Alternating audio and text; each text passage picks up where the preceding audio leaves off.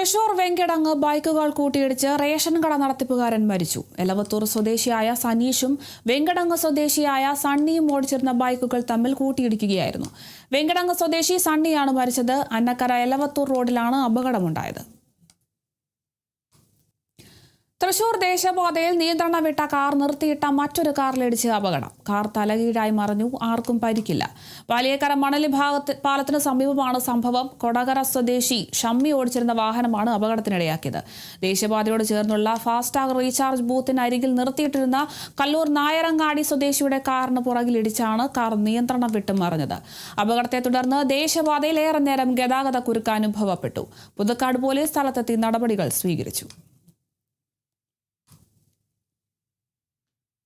Iran യുദ്ധത്തെ ചൊല്ലി president Donald ട്രംപും ലിയോ മാർപ്പാപ്പയും തമ്മിൽ വാക്പോര്. ഇറാൻ യുദ്ധം ദൈവിക ദൗത്യമാണെന്നും യുദ്ധത്തിൽ ദൈവം ഇറാനൊപ്പമാണെന്നും ദൈവം സഹസൈന്യാധിപനാണെന്നും ട്രംപ് പറഞ്ഞതിനെ മാർപ്പാപ്പ കൈയോടെ തള്ളി. ദൈവം ഒരു സംഘർഷത്തെയും അനുഗ്രഹിക്കുന്നില്ലെന്നും രക്തം നിറഞ്ഞ കൈകളിൽ നിന്നുള്ള പ്രാർത്ഥന ദൈവം കേൾക്കുന്നില്ലെന്നും പോപ്പ് തുറന്നടിച്ചു. ബൈബിൾ ചിത്രങ്ങളുടെ ശൈലിയിലുള്ള വസ്ത്രം ധരിച്ച രോഗിയായ ഒരു മനുഷ്യനെ അനുഗ്രഹിക്കുന്ന ദയാലുവും എന്നാൽ കർക്കശക്കാരനുമായ ഒരു ഭരണാധികാരിയുടെ AI ചിത്രം തന്റെ സമൂഹ മാധ്യമമായ ട്രൂത്ത് സോഷ്യലിൽ പോസ്റ്റ് ചെയ്തുകൊണ്ടാണ് ട്രംപ് മാർപ്പാപ്പയെ വെല്ലുവിളിക്കുന്നത്.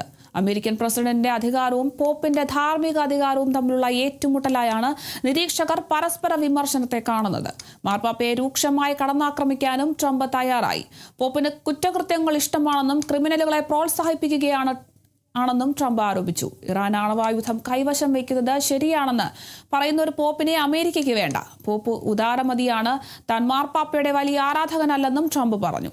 അമേരിക്കക്കാരനായ പോപ്പ് US സന്ദർശനം റദ്ദാക്കിയതും ട്രംപിന്റെ വിരോധത്തിന് കാരണമായിട്ടുണ്ട്. I don't think he's doing a very good job. He likes crime, I guess.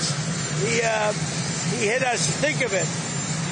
He's worried about fear. What about the fear when the ministers and the priests and all of those great people that were arrested during COVID, and in many cases they're outside 10 feet apart and they were arrested. So we don't like it. We don't like a pope that's going to say that it's okay to have a nuclear weapon.